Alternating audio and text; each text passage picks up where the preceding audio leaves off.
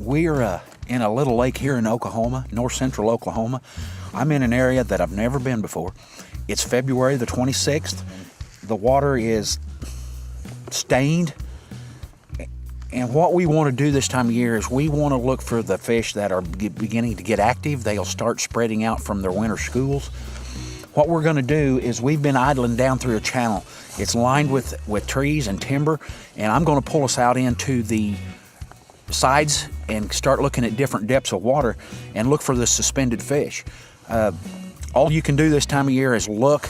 They're starting to get away from following the schools of shad, so it's not quite as important as it would have been a month ago to find the big schools of shad to find the fish in. So what we're going to do is we're going to take our Garmin Panoptix Livescope, and we're going to pull out of the channel here, and we're going to start looking around the trees and looking for suspended fish and see what we can do. Like I say, I've never been on this part of this area. This is my first time up in here, and it's what I like to do. I like to look for fish. I like to check their habits and see where they're active, where they're not. Now, we've got a cloudy day today. This time of year, especially when you're in your stained water and they're starting to move shallower, it's much better if you can got a sunny afternoon, because the water starts warming up and the fish will move shallower. But we're going to start looking. It's about 10:30 in the morning. We're going to start looking and we'll see what we can find. I'm seeing a few suspended fish. And a lot of times this time of year, they may only be a certain period during the day when they're active. Sometimes you have a lot of trouble getting bit until just that right time that they decide to start feeding. A lot of times what I'll do when they are like this and maybe they're not feeding yet, I'll spend a lot of time looking around different areas, especially of a new lake, to see where I'm seeing the most fish with the electronics, and then maybe when they get active, you'll have an idea where you want to go to catch those fish as it gets later in the day. I see suspended fish in here. So far, I've not found an active one, but we're just getting started.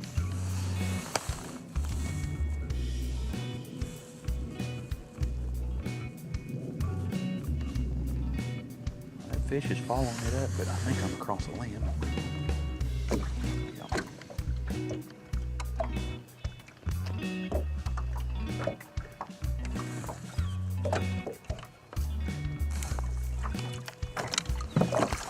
It was a fish.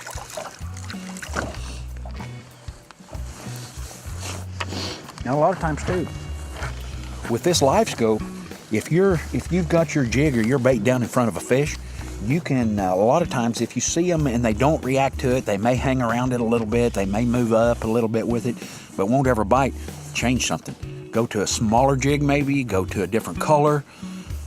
Try something else. If you got minnows, try a minnow. But with this Livescope system, you can actually watch how the fish react or don't react to your bait. And it's a very good teaching tool. That may be a white bass. Look at him fighting. Yep.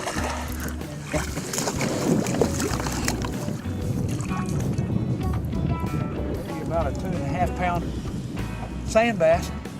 No problem for these Pro SEs to swing them right in.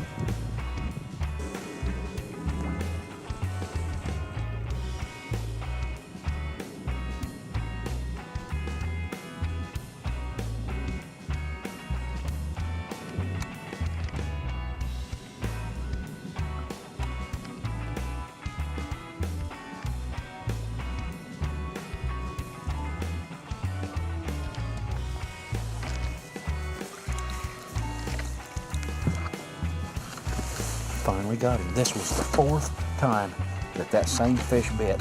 I followed him in the Livescope. I missed him 3 times and then finally got him. That's working for him. But that's what I come out here for, to find fish. So, well, I give up early just because it's a little cold and damp.